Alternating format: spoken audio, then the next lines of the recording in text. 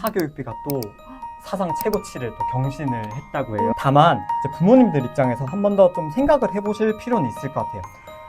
사교육이 불안감을 먹고 자란다라는 표현이 있어요. 그러니까 지금 우리 아이를 이 학원에 왜 보낼까? 지금 우리 아이한테 뭐가 필요한지를 먼저 고민을 해보셨으면 좋겠어요. 쉽지 않네요. 네, 쉽진 않지만 아이가 힘들어하잖아요. 중학교, 고등학교 가서 그게 무너지면 그때 가서 더 힘들잖아요. 그래서 더 중요한 것부터 잡아가셨으면 좋겠어요. 지금까지 많은 도움을 주셨는데요. 우리 엄마들이 정말 바라는 거. 그거는 사실은 스스로 책임진 아이 이거거든요.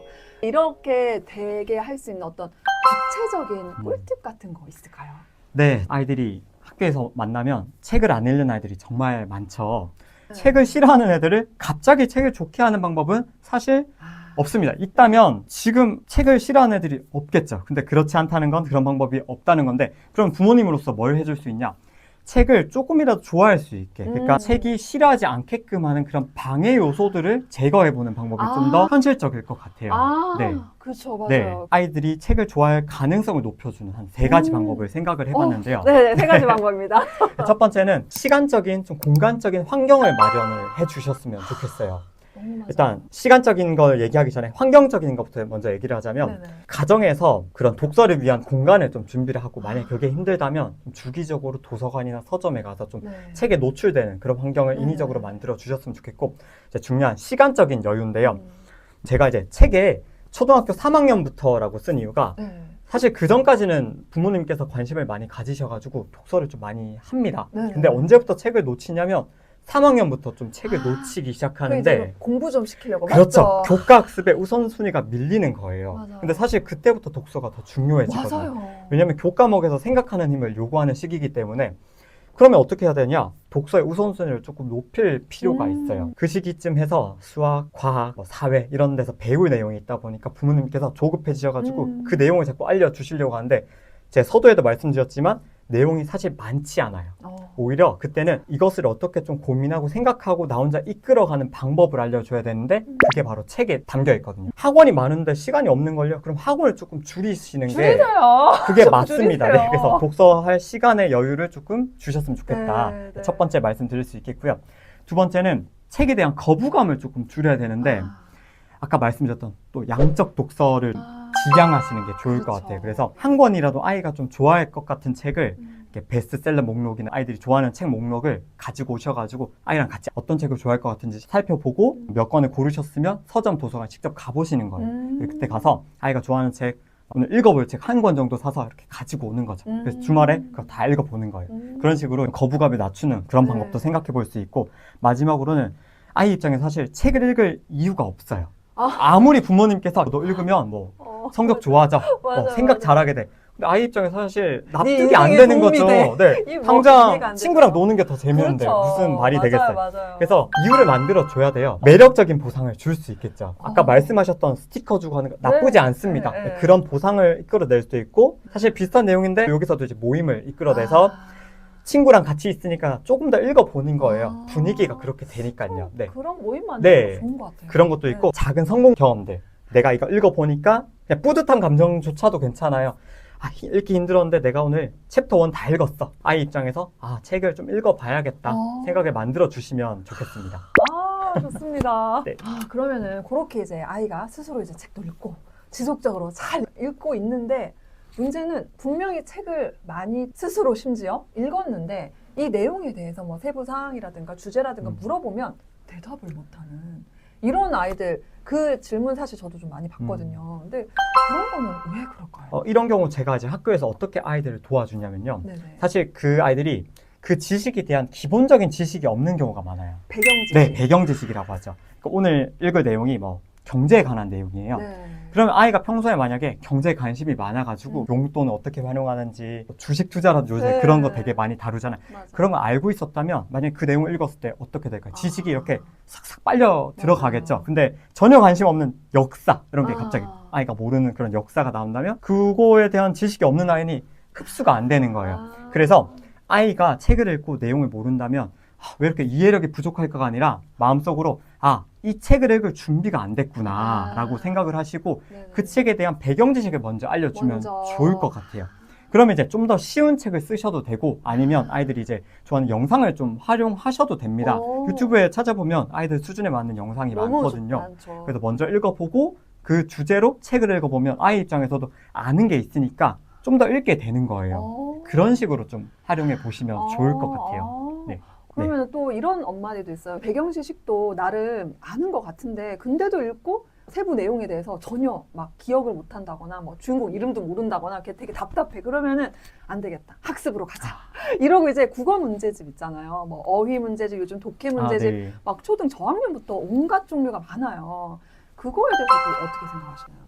이제 보통 독해 문제집 많이 하시는데 네. 사실 그런 의도적인 독해라고 하죠. 그러니까 책 읽기만 하는 아이들 중에 나중에 중학교, 고등학교 가서 국어 실력이 좋지 않은 아이들이 가끔 있습니다. 아, 책 읽기만 했는데. 열심히 했는데도 열심히 불구하고. 했는데. 오. 그게 그러니까 책 읽기는 사실 본인만의 뜻을 풀어가면 되거든요. 나만의 창의적이냐 발상이나 나만의 의미를 해석하면 되는데 사실 중고등학교에서 독해 문제집에서 이렇게 다루는 건 좀 의도적인 독해잖아요. 맞아요. 어떤 보기에 맞는 해석을 한다든지 네. 그러면 이제 그런 훈련이 또 필요합니다. 필요 없다는 게 아니라 필요한데 초등학교 때는 독서에 좀 더 집중을 하셔가지고 다만 이제 독해 문제집에서 하는 그런 질문들이 있잖아요. 책을 읽고 나서 모든 내용에서 그런 걸 하지 마시고 특정 부분에서 오늘 뭐 챕터 1에서 어떤 세부 내용에 대한 퀴즈를 풀어본다든지 부모님께서 던져본다든지 전체적인 주제에 대해서 요약과도 관련이 되어 있거든요. 네가 봤을 때 가장 중요한 단어가 뭔 것 같아? 가장 중요한 문장은 뭐인 것 같아? 이 챕터 1을 한 문장으로 만약에 바꾸면 어떻게 될까? 이런 식으로 물론 어렵겠지만 이 과정을 통해서 아이들이 더 중요한 내용을 찾아가는 연습을 할 수 있어요. 그런 좀 의도적인 사고 과정을 거쳐서 나중에 고학년이 돼가지고 독해 문제집을 이용해서 어느 정도의 한쪽 정도 되는 지문으로 네네네. 연습을 하면 조금 더 가볍게 접근을 할 수 있을 것 같아요. 그러니까 좀 저학년이나 이럴 때는 그냥 이렇게 질문으로 네, 엄마가 편안하게 네. 끌어주고 이제 고학년 돼서는 독해 문제집 활용하는 것도 네, 네, 네. 필요하다. 네. 알겠습니다. 사실 방금 이제 얘기해 주신 부분이랑 연결이 되는데 결국 이게 문해력인 네. 거잖아요. 그래서 초등 문해력을 올리기 위해서는 그래도 이거는 진짜 좀 하는 게 좋겠다 네. 하는 거 있으실까요? 사실 문해력을 제가 사전에 한 번 더 검색을 해봤어요. 문해력이 글을 읽고 의미를 해석하는 능력인데 그렇다 보니까 부모님들께서 읽기에만 집중을 많이 하셔요. 네. 그러니까 문해력을 높이고 싶으니까 읽기를 많이 시키는 거죠. 네. 근데 사실 읽기만 해서는 문해력 향상에 좀 한계가 있을 수 있고 쓰기와 말하기까지도 함께 많이 시켜줘야 돼요. 읽기뿐만 아니라 쓰기, 말하기까지 함께 하면 이제 의미를 본인이 구성을 해보는 거잖아요. 맞아요. 제가 말씀드렸던 그런 배경 지식 같은 거, 어떤 의미나 관점 같은 거를 본인이 가지고 있기 때문에 다른 글을 읽었을 때도 이해가 더 쉽게 되는 거죠. 그래서 정리하자면 읽기 능력을 높이고 싶으면 읽기에만 집중할 것이 아니라 관련된 활동을 통해서 쓰기나 말하기 활동도 다양하게 경험을 해봐야 총체적인 문해력 향상이 가능할 거라고 생각합니다. 너무 동의합니다. 저도 제가 주로 이제 책을 읽고 이 내용에 대해서 제가 영상에서 말을 하거든요. 그리고 이제 글도 쓰고 네. 그러면서 문해력이 점점 더 올라가는 걸 제가 느끼거든요. 너무 맞는 말씀이세요. 그러니까 왜냐면은 아웃풋을 하기 위해서는 인풋의 네. 질이 더 올라갈 수밖에 없거든요. 네. 읽을 때 더 생각을 하게 돼요. 나중에 어떻게 말을 하지? 나중에 어떻게 글을 네. 쓰지? 문해력을 높이기 위해서 당연히 책을 많이 읽혀야지. 또는 막 어려운 책을 읽혀야지. 엄마들이 그렇게 생각을 하거든요. 그렇죠. 네. 근데 그게 아니라 오히려 아웃풋을 시켜야 돼요. 네. 너무 맞는 말씀입니다. 그런데 이제 어쨌든 이런 독서 교육을 하는 게 사실은 아이 인생에 너무나 도움이 되기 때문에 저는 시키거든요. 그런데 또 다른 마음에서 공부를 잘하는데 큰 도움이 된다고 하니까 독서 교육에 이렇게 열심히 하신단 말이에요.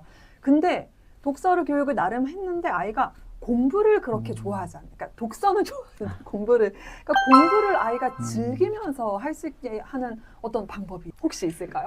네, 이게 독서 교육을 좀 벗어나서 이제 공부에 대한 네네네. 얘기인 것 같은데 아이가 어떻게 공부를 즐겁게 할 수 있을까? 네. 사실 공부를 즐겁게 느끼려면 본인이 공부에 재미를 느낀다든지 본인 그쵸. 실력이 이렇게 향상되는 경험을 해야 되는데 만약에 그게 잘 안 된다 하면 혹시 아이가 누락된 어떤 경험은 있지 않은가 누락된 생각을 해봐야 경험. 되는데 자, 그러니까 이런 식으로 해보는 거예요. 아이를 두고 어머님 스스로 질문을 해보는 거예요. 지금 우리 아이한테 가장 필요한 게 뭘까? 네, 공부 전에 지금 우리 아이한테 더 필요한 게 뭘까라는 질문을 먼저 던져보는 거예요. 네. 예를 들어서 그 질문을 던졌더니 지금 아이가 학교에서 친구 관계에 약간 어려움이 좀 있는 것 같아요. 네. 그러면 사실 그런 공부보다도 그 부분에 먼저 집중을 해줘야 되죠. 우리도 이제 직장 생활을 하는데 아, 맞아요. 직장 상사와 관계가 너무 안 좋아요. 지금 일에 집중이 사실 안 되죠. 어렵겠죠. 아이들도 사실 같습니다. 그래서 저는 이제 이걸 마음, 습관, 어떤 공부와 관련된 전문성 이렇게 세 단계로 생각을 하는데 네. 이 전문성 신장이 잘 안 된다고 한다. 뭔가 몰입을 못하는 것 같다 하면 먼저 아까 제가 예를 들었던 마음에서는 친구 관계 같은 게 어떤 결핍이 있진 않은지 혹은 친구 관계는 괜찮다면 나 스스로 자존감이 어떤 외모 문제일 수도 있고요. 혹은 진로를 막 고민을 하는 아이들도 있을 수 있잖아요. 그래서 그런 거에 대해서 먼저 좀 정답을 찾지 못하더라도 좀 대화를 통해서 나만 그런 게 아니다. 엄마 아빠도 그랬고 그 과정이 정상적인 거야. 또 친구 관계가 어렵다면 해결해 준다든지 좀 그런 방법을 제시해 준다든지 그런 마음을 조금 쌓아 과정이 필요할 것 같고요. 근데 마음 건강한데 뭔가 안 된다. 그럼 아마 100% 확률로 습관이 안 잡혀 있을 거예요. 그렇죠. 네. 그래서 이 습관적인 부분에서도 일상적인 습관도 마찬가지고 학교에서 어떤 수업에 집중하는 습관, 또 친구를 배려하는 그런 말하기 습관부터 해가지고 그런 습관적인 부분에서도 좀 잡아줄 필요가 있어요. 그러면 비로소 이제 아이가 공부에 좀 집중을 할 수 있게 되는 네. 거죠. 네. 그렇게 나아가셨으면 좋겠어요. 쉽지 않네요.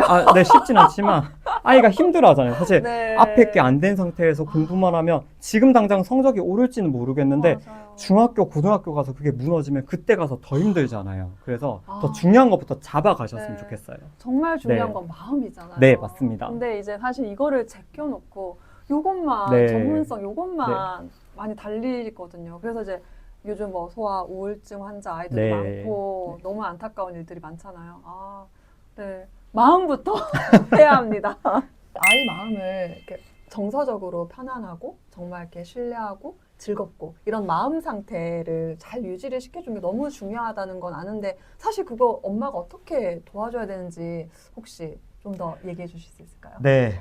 그래서 제가 그런 고민들이 사실 선생님들도 많이 하고 계시고 부모님들께서도 많이 하시기 때문에 제 책에서도 이번에 그 부분을 놓칠 수가 없었습니다. 공교육에 있는 입장으로서요. 그래서 공부 너무 중요한데 네. 그 마음을 어떻게 챙길 수 있을까? 부모님 경험, 아이의 경험만으로는 사실 조금 한계가 있을 수 있어요. 맞아요, 그러니까 맞아요. 문제 해결하는 방법도 그렇고 이 문제를 총체적으로 다양한 각도에서 볼 수 있어야 되는데 당장 나의 문제다 보니까 이거를 다채롭게 볼 수가 없어요. 근데 만약에 여기서 어떤 주제에 대한 그런 마음에 관한 책이 있다면 나의 문제뿐만 아니라 친구 입장에서도 한 번 더 생각을 해볼 수 있는 거죠. 네네. 생각을 확장할 수 있는 거죠. 그런 주제로 얘기를 나누고 하면 아이들이 마음을 좀 더 키울 수 있는 방법으로 독서도 활용해 볼 수 있다. 그 책에 담아놨습니다. 네네네. 네. 결국 기승전 책입니다. 네, 맞습니다. 오늘 인터뷰가 원래 기대도 했지만 정말 많은 꿀팁 알려주시고 약간 독서의 본질적인 부분 너무 많이 말씀을 잘 해주셔서 큰 도움 받으셨을 것 네. 같아요. 네, 감사합니다. 네. 끝으로 저희 채널이 이제 엄마들의 자기개발, 자기관리 그리고 또 자녀 교육에 진심이시거든요. 이런 우리 구독자님들에게 한 말씀 해주실 수 있을까요? 네, 제가 그저께 뉴스 기사를 봤는데요. 사교육비가 또 사상 최고치를 또 경신을 했다고 해요. 왜 맨날 경신할까요? 그러게 말이에요. 자꾸 인구는 줄고 있는데 맞아요. 사실 저는 사교육이 공교육에 있지만 사교육에 긍정적인 부분도 분명히 있습니다. 그걸 이제 맞아요. 부정할 수는 없는데 다만 이제 부모님들 입장에서 한 번 더 좀 생각을 해보실 필요는 있을 것 같아요. 사교육이 불안감을 먹고 자란다라는 표현이 있어요. 그러니까 맞습니다. 사교육을 제가 부정하겠다는 게 아니라 그런 부분이 또 있을 수 있다고 생각을 해요. 그래서 부모님 입장에서 지금 우리 아이를 이 학원에 왜 보낼까 한번 생각을 해보고 뚜렷한 목적이 있는 게 아니라면 지금 우리 아이한테 뭐가 필요한지를 먼저 고민을 해보셨으면 좋겠어요. 그래서 그 답을 또 드릴게요. 네네네. 초등학교 시절에는 사실 다양한 거 너무 좋죠. 경험 너무 좋지만 두 가지를 좀 놓치지 않으셨으면 두 가지 자 좋겠어요. 필기 준비하세요. 첫 번째가 주도성이고요. 두 번째가 생각하는 힘이에요. 네. 맞아요. 여기는 지금 독서는 안 넣었는데 주도성과 생각하는 힘인데 이게 있어야 학원을 가도 잘하고요. 맞습니다. 그리고 입시에 가서도 잘하고요. 그럼요. 입시를 그렇게 제쳐놓고 이제 아까 말씀하셨던 건 AI 시대에서 나중에 지금 있는 직업이 없어진다고 하는데 심지어 그때 가서도 중요한 게 그 주도성과 생각하는 힘이에요, 사실. 그럼요. 네. 근데 사실 초등학교 시절에 이거를 키워주는 게 너무 중요한데 다양한 방법이 있을 수 있겠죠. 네. 가장 가성비 좋은 방법이 저는 단언컨대 독서라고 확신을 합니다. 네. 이 독서라는 활동을 통해서 아이가 주도적으로 삶을 살아가는 방법을 경험적으로 좀 체득하게 되고 부모님과의 대화나 다양한 활동을 통해서 정말 다양한 상황에서 맥락에서 생각해보는 연습도 할 수 네. 있어요. 독서를 통해서 아이들이 주도성과 생각하는 힘을 키워 네. 가봤으면 좋겠습니다. 너무 맞는 말씀이시고 제가 맨날 하는 얘기예요, 진짜. 네. 네. 오늘 정말 긴 시간 인터뷰 너무너무 감사하고요. 네, 다음에 또 만나면 네. 감사하겠습니다. 감사합니다. 감사합니다. 감사합니다.